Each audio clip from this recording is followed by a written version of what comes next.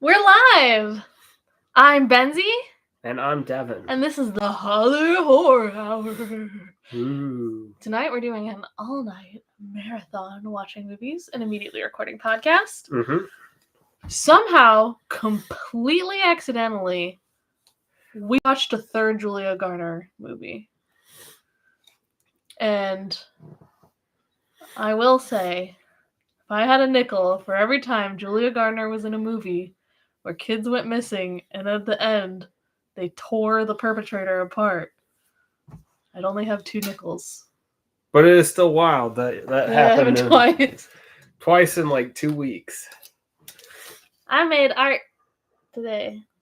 Yeah, I think I can't remember exactly, but I know we recently watched Wolfman, we watched Weapons, and now We Are What We Are, and yeah, truly an accident that she was the star of the last 3 movies we watched. I will say it's given me a good sense of her acting, and she's pretty good. But I went from hearing of her 0 times, yeah, to now she's in every horror movie we click on. Goddamn.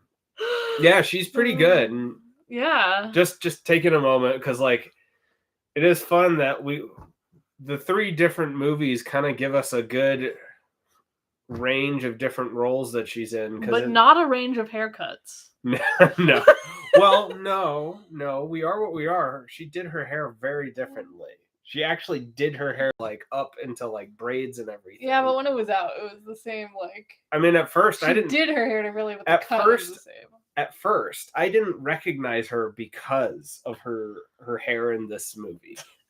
So, I think you have to rescind that. It was still the same cut. She just styled it different. Styling it differently is having your hair different. What do you mean?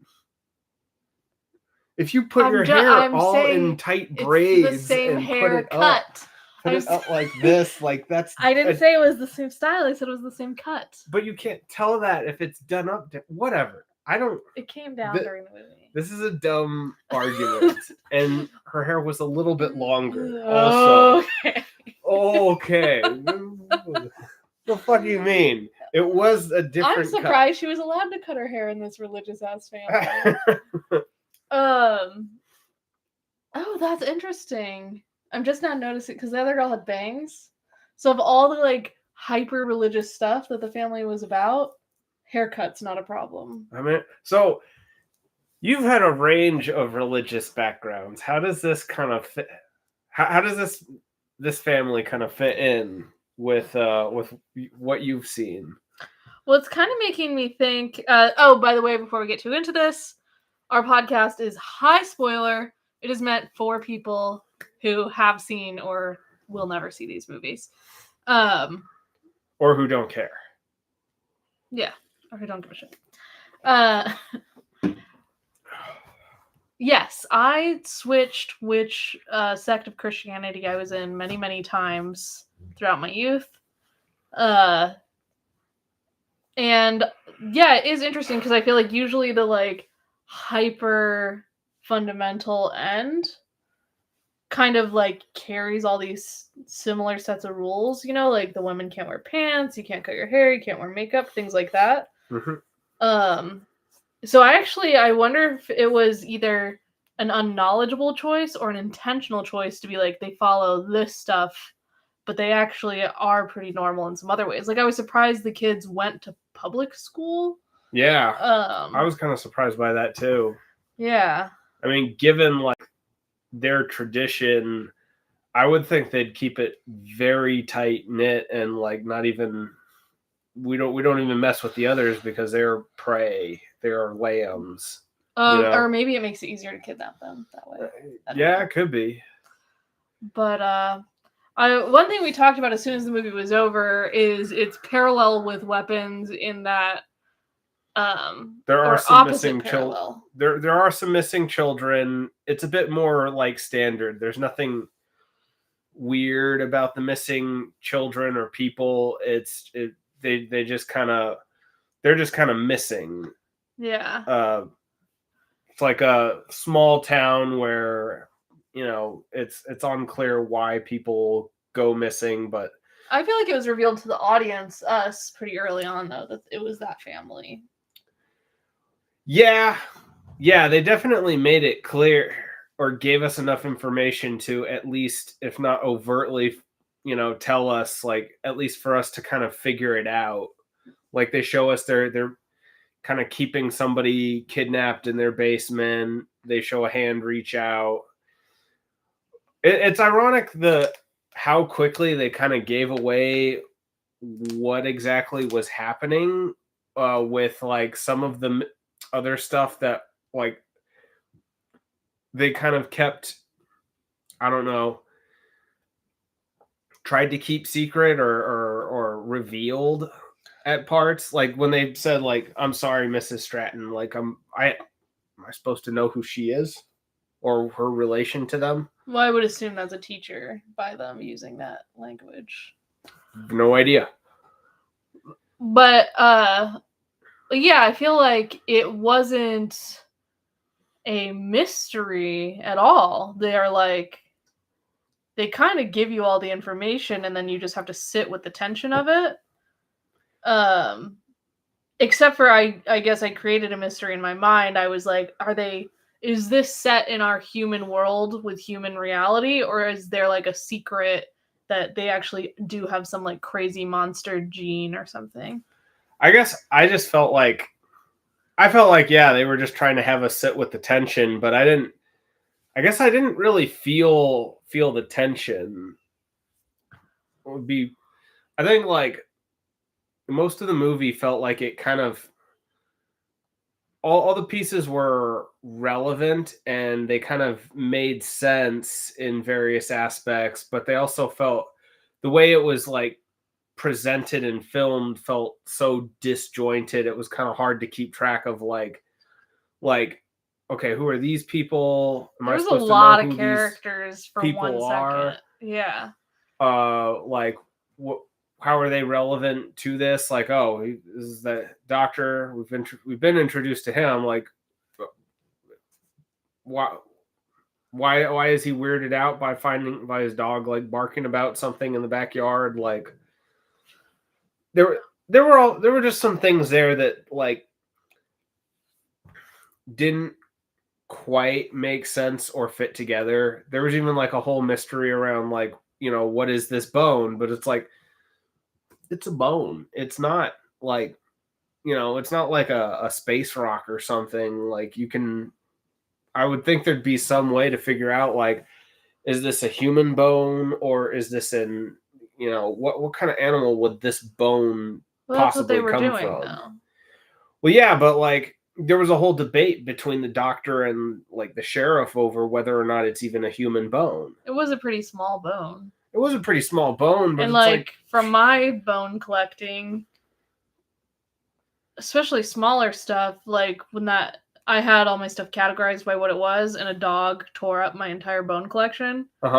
And they're like, I'm not an expert or something, but I didn't like once it was all not attached to any other body part. I didn't feel like I could sort what animal was what or anything like that. Like, yeah, I guess, but like, I mean, I don't know. If it's a human bone and you think it's a human bone, show where on the skeleton it came from and identify the bone. But also he said it had been sawed through, so it's not even a full bone, it's a partial bone. Yeah, but it'd still like come from somewhere. Like what kind of bone is it? Sometimes I'm confused by what you're confused by. I don't see why that doesn't make any sense. Like you can see a human skeleton, right? Like that bone isn't just gonna like pop out of like a skull or something. You're gonna be able to see like oh, this could maybe be a rib or like a finger bone or something. Yeah, but also like almost everything's got ribs. Like a lot of animals, including humans, have a lot of the same looking bones. Yeah, but you can identify that, oh, this can't be a raccoon or a chicken. I don't know. We can just agree to disagree on that. Fair enough. One thing that I was gonna say is, as soon as the movie was over, a parallel we pointed out was that we felt like this movie, the whole watch, we were like pretty mediocre, and then at the end, we were like, oh, good horror movie. Yeah. And Weapons, we were like, ooh, this is a good movie while we're watching it, and then when it ended, we were like, oh, mediocre. Yeah.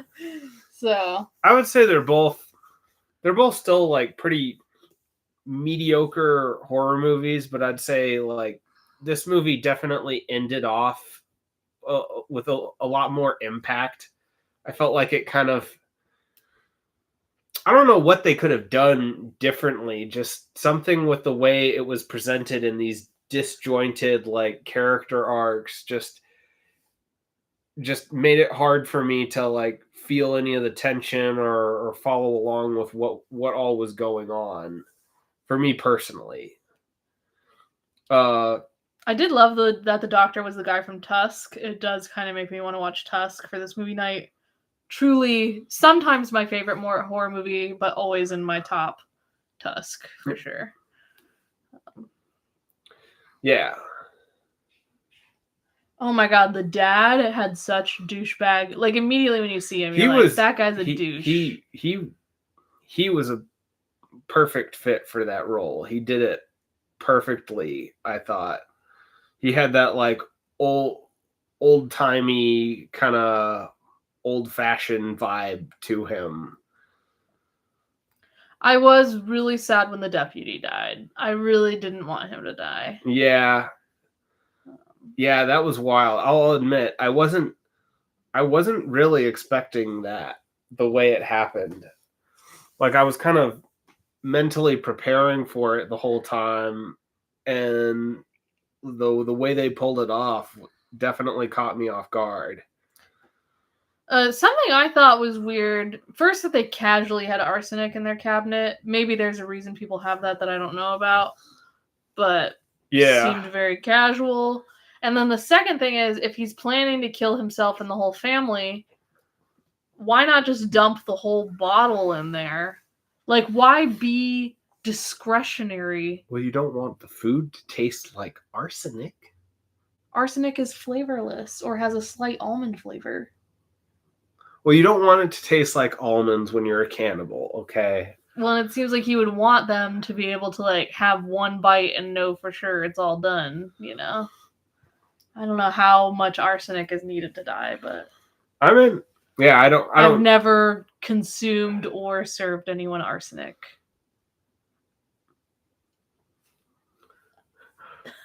Me neither. Are you sure? I'm pretty sure. I did. So, again, I don't know what could have been done better about it, but like there are a lot of like pieces of the structure that I really like. I like that it's sort of based on the whole reason they're cannibals, and there's like a ritual around it, and it's based on like this tradition that they've just kept going because like they believe that doing this kept us alive, ergo God wants us to live, ergo we need to continue doing this to honor God, right? And even like I totally forgot that cannibals like cannibalism is bad for you. That scene where the doctor is figuring out the cannibalism. Yeah. I really liked that scene specifically. I did too. I was like, where are you going with this? And then like, oh, and then it like all kind of fits together because like the opening scene is like, what's going on? The mom seems very like distressed and worried, and she's like running to the store, and like, what is her deal? Like, yeah. Is she like terrified of her?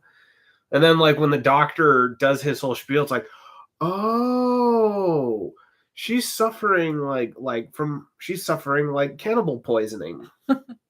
Like, oh, and then you start to see it in like the dad too, and you start to realize that like, oh man, they've poisoned themselves. Yeah. And it's kind of ironic too, because the dad has been saying that like we'll suffer from the poisoning unless we eat. We eat. Oh, I didn't catch that, but they get the poisoning from the meat.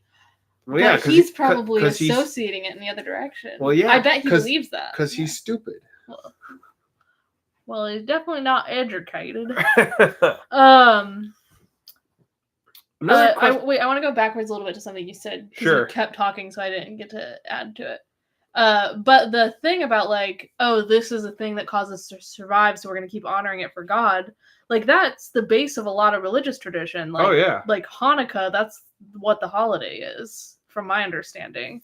Hanukkah. Yeah, so it's very realistic. Yeah. I really liked the setup around it. Like, even though it was a bit like, I don't know. Like, I think that's the thing that got me is like the transitions and the storytelling was very was kind of very blunt in the way it was dropped, you know?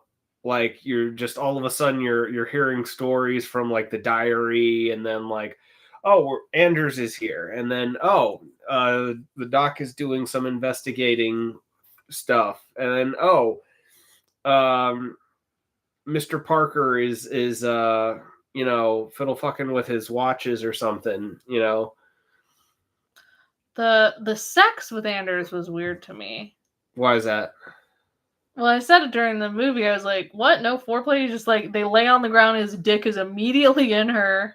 And it was just like, I thought everything about that was awkward. I thought their whole interaction, their walk was awkward. Like everything about that was awkward. Yeah, which I guess she's just like, they're like weirdo kids, right? But... Yeah, I was a little... I guess we didn't get much out of either of them. Like, so it, I guess I could buy it. Crazy kids have done crazier things, but it just seemed a little like, whoa, right there in the middle of a graveyard. You're just going right there. Like, well, that part made sense to me. It just felt fast. And also, like, I assumed she was losing her virginity. And so, like, you think you could be a little sweet about it. I don't know. I didn't get the sense that she wanted sweet. Guess. But that whole scene, I was terrified she was going to kill Anders, and then the dad kills him, and I was so sad. I really wanted him to live. One gripe I have is the way he died via that shovel was like, did he just stab him through the back of the head with a shovel? Like, I don't think you could do that. I wonder it's not a pitchfork. Well, bludgeoning is definitely the damage type that this family prefers. Clearly.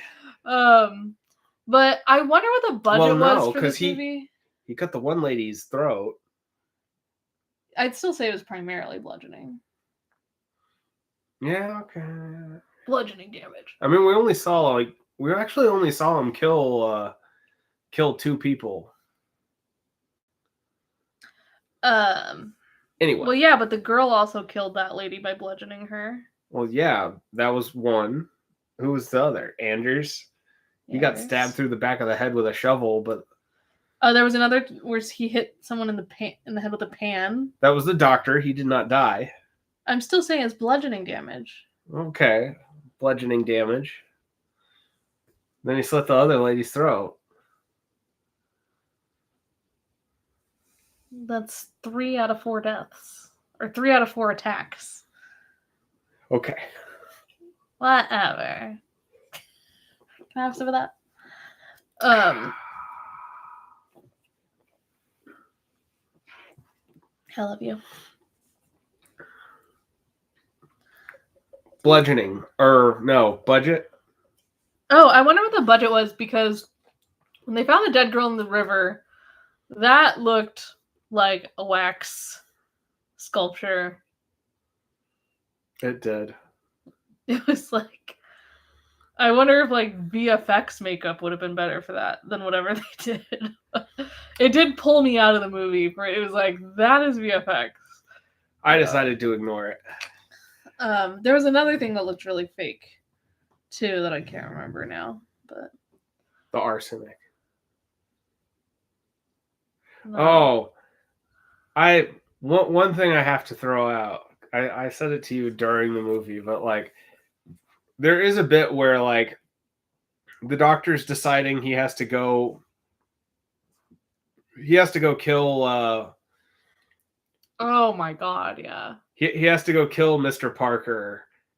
And actually that makes me realize like there's something funky about Mr. Parker. Like they both have police guns that they have taken from cops. The doctor had to, rummage through, the sheriff's desk to take his gun. And Mr. Parker had a gun that he took off of, the Anders. deputy he killed. Yeah. And it's just like, wait, small town America and two small town American men that don't have their own guns. I don't believe it. Also, there is no goddamn way, especially Mr. Parker. Also, I feel like this was definitely written by somebody who lives not in the country. Because when the dad says, it's not popular to believe in God these days, I'm like, in this town? I don't think so. Yeah. And maybe that's the haircut thing. Like, maybe it's not from somebody who, like, understands. Well, and, like, it's small town religious and, like, culture. Even to the extent, I did think it was interesting that, like, because I did sort of like a dynamic they set up where, like, you could kind of tell Mr. Parker was still kind of an outsider to the rest of the town. Even, like, religiously, he seemed like a bit extra next to everybody else.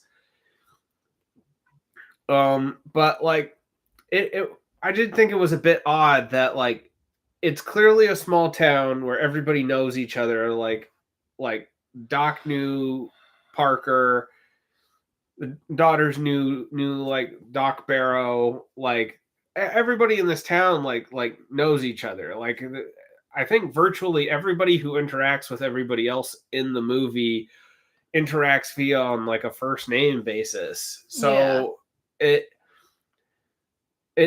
for me it raises a couple oddities, like these murders happening and like nobody noticed, nobody suspected, and I don't know. Yeah, you got a charger? Yeah, I don't know that I have much else to say on this movie though. I got stuff to say. What you got to say? I love you.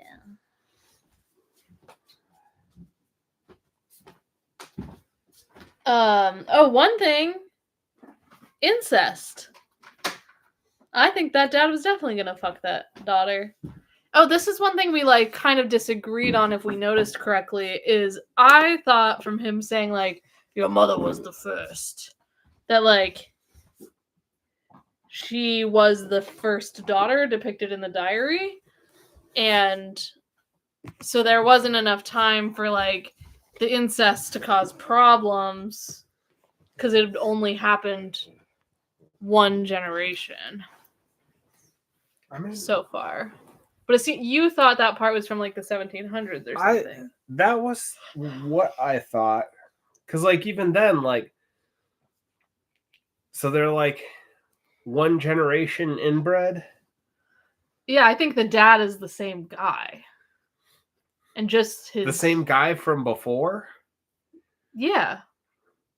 There's no way he'd be like ancient, even if it was just one generation removed.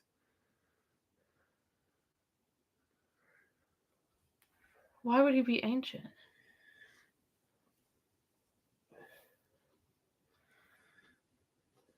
They were stuck in the woods. Because he would be their mother's father. He could have been 60. That would make him like their grandfather too. Yeah, so he's 60. Yeah. Makes sense in my mind. Yeah. Especially if they're teen moms. Teen moms. Yeah, like my grandma was a grandma at 35. What are you Googling? Trying to see.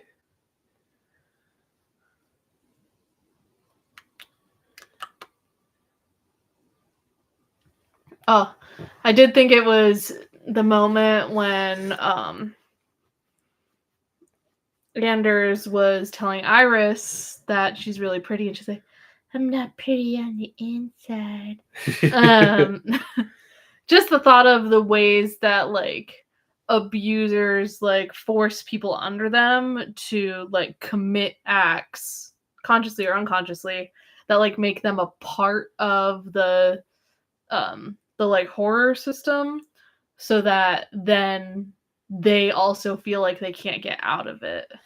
Oh, I can't find it in a timely manner, so I'll leave it Lee for now, but we'll settle that.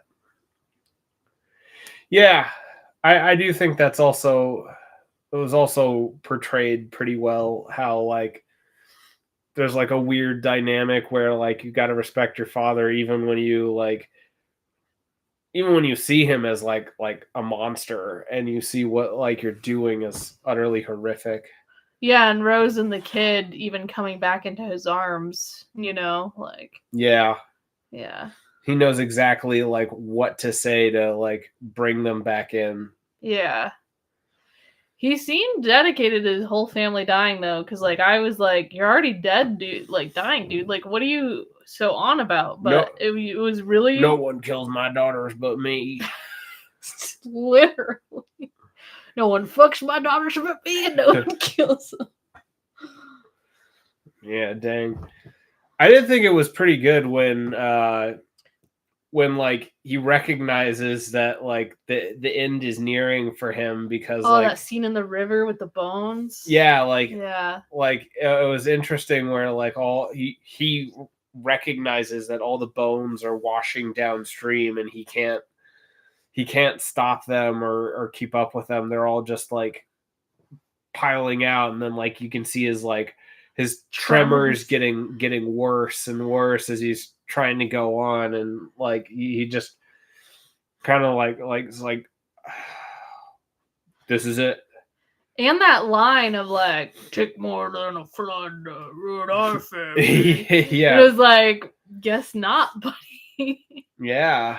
I do think it's interesting that like, there's some metaphors you could take with like a flood kind of, maybe being cleansing, or maybe just like, washing all of your buried secrets out.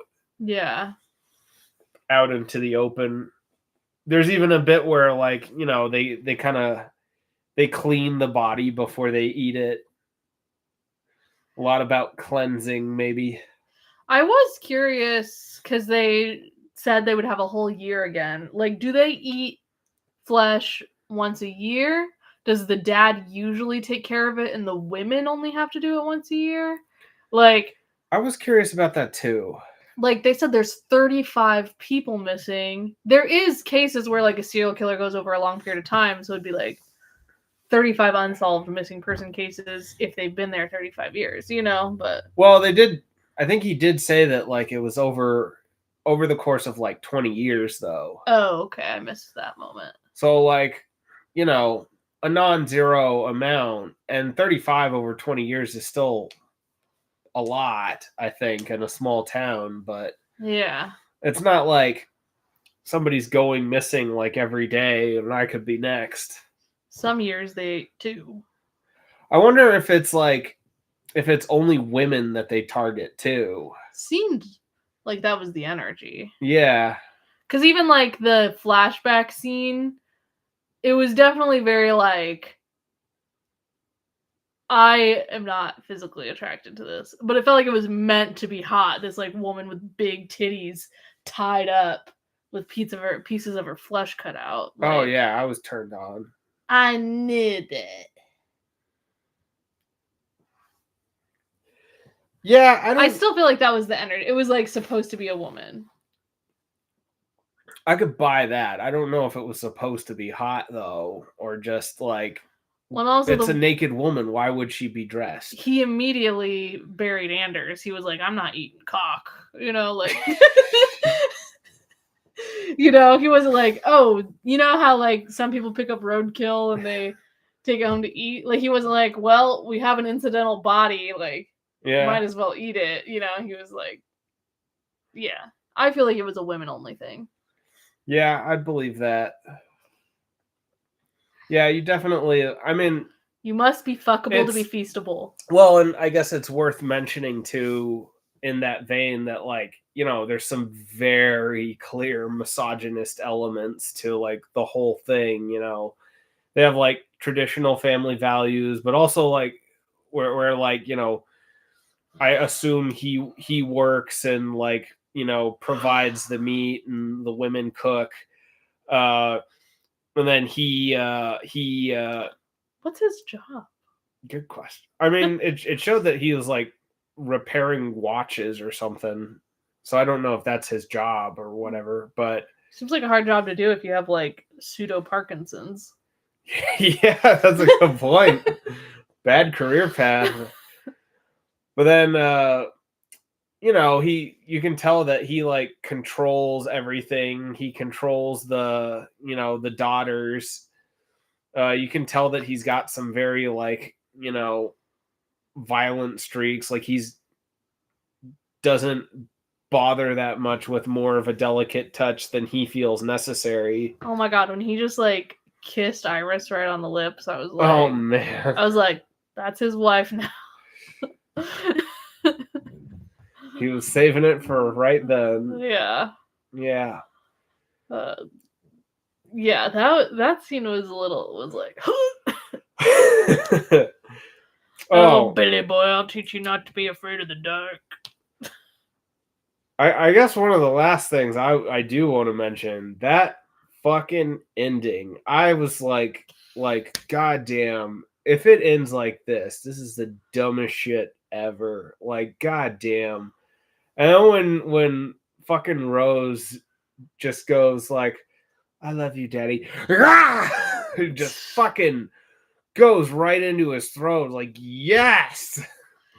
Yeah. And they all just fucking like, it was so extra, but it was definitely like a welcome like cap. And then Doc Barrows is just watching dying in the corner. You can tell he's a good actor because he's got a perfect look of like, I am forever changed by the shit I've seen tonight. Why? I was like, there's no way because they were just like chewing on his skin, like I didn't quite. It. I was like, that's not good. Like, I didn't quite get what was going on. I kind of took it as like they were just fucking giving into bloodlust at that point, and they were taking it out on the remains of their father.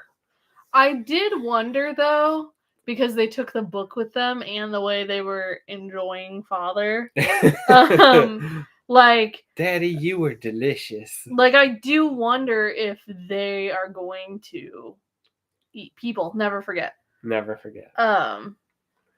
Yeah, I kind of don't get the sense that they're going to, just because, like, part of the reason they wanted out of it is because they didn't want to have to kill anyone. Yeah, but maybe they'd be the roadkill. They'd be like, oh shit, a dead body.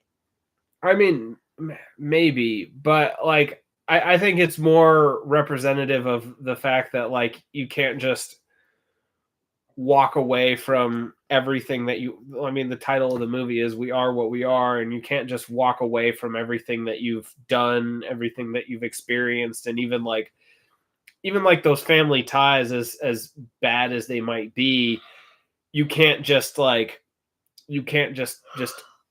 pretend they don't exist or ignore them. They are forever with you. That's what I took it as. I mean, I guess, like, I partially took the title We Are What We Are as, like, it is ambiguous if they're going to change. I didn't think it was that ambiguous if they're going to keep eating people. I didn't think they were. Just because everything else in the movie was steering towards, like, we're done with this, and the only thing keeping us doing this is Daddy. Not to mention that the way they killed their father is very different from how they killed, like, everybody else. But everything else was done very like civilized, ritualistically and everything, and that was just sheer like fucking animal like bloodlust. But to be fair, when they did that to him, it's because he was about to murder all of them, and not because they weren't willing to be cannibals anymore. I think them not wanting to be cannibals anymore was part of why they did it to him, though. I don't see how you argue that like it's not a part of it, given that like the entire rest of the movie they were saying how they don't want to do this anymore. I'm not saying it's zero part of it. I still feel like it was ambiguous whether or not they will eat people in the future. Okay. Because they were enjoying eating their dad. They looked like they were enjoying it. I didn't think they liked their father anymore, though. I know, but it wasn't about it being their dad. It was like they were taking extra for jerky. I disagree. I think if it had just been like a random passerby, they wouldn't be that into it. Part of it, I think it's heavily connected to the fact that it's their old man and that he has been the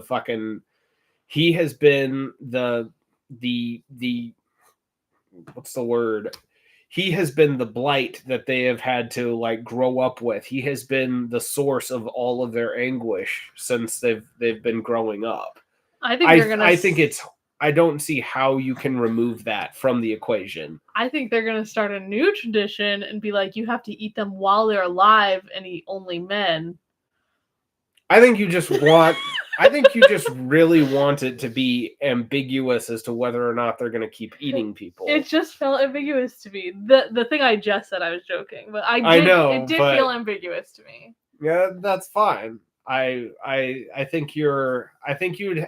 I'm just saying I think you'd have to leave out a lot of the rest of what the movie laid down in order to take ambiguity. There's also a part of me that's like, even though they don't want to do that again, they do have like murder in their toolbox of how to deal with people. I mean, yeah, I think I don't disagree with that. I think that's part of like bringing their mom's diary with them, is that like, you know, they have committed murder. It is a part of them, just the same way it was for like their mother. And so they can't, again, they can't just ignore what they are. Like that is a part of them, even if they don't necessarily want to do it anymore. So what do you think was meant when he said your mother was the first? I wasn't quite sure. Okay. I figured he's just saying shit? Yeah. I mean, he said lots of shit. He called everybody lambs. They're not lambs, they're people. Well, that's a Bible thing. Devin's never read the Bible. I did read the Bible, part of it, and then I fell asleep. Which part?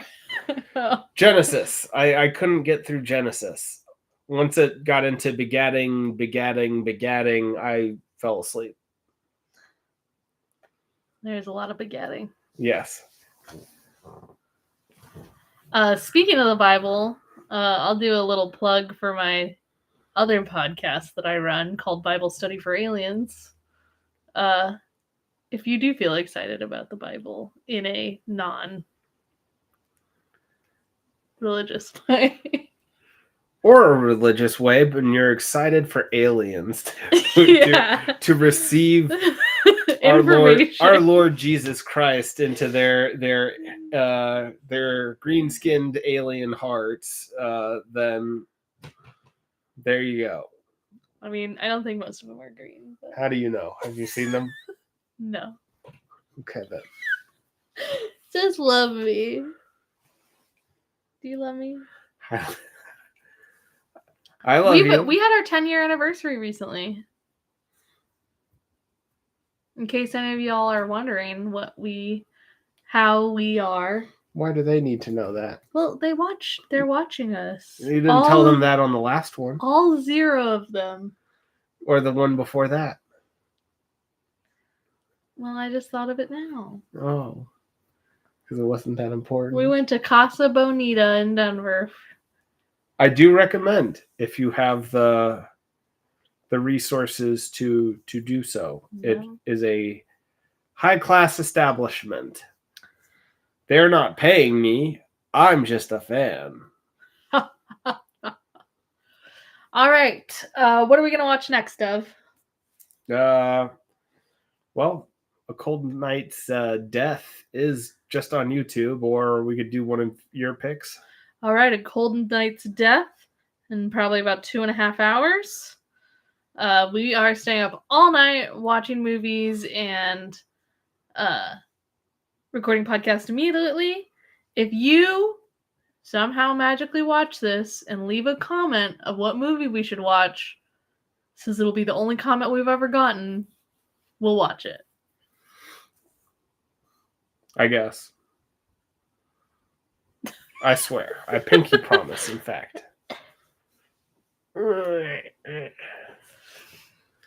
Like, comment, subscribe. Or don't. We love you guys. We don't care. I care.